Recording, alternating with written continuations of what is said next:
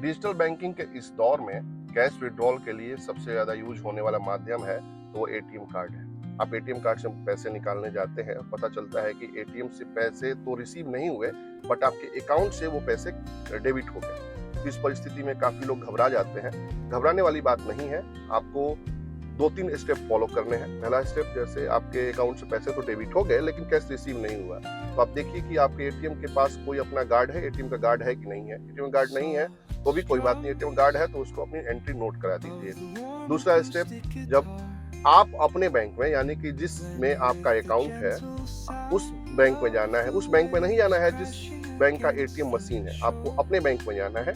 वहां पे एक एप्लीकेशन लिखना है और उस एप्लीकेशन में बताना है कि मैंने फला रुपए का ट्रांजैक्शन किया था, इस टाइमिंग पे किया था। टाइमिंग ऊपर नीचे हो सकती है, उसमें घबराने वाली बात नहीं है। जैसे कि मान लीजिए 10,000 रुपए का ट्रांजैक्शन आपने 2 बजे किया, तो आपने बता दिया बैंक पर लिख करके एप्लीकेशन कि सर मैंने 10,000 रुपए का ट्रांजैक्शन किया था 2 बजे के आसपास, वो मेरे को अकाउंट से तो डेबिट हो गया वो, लेकिन कैश रिसीव नहीं हुआ।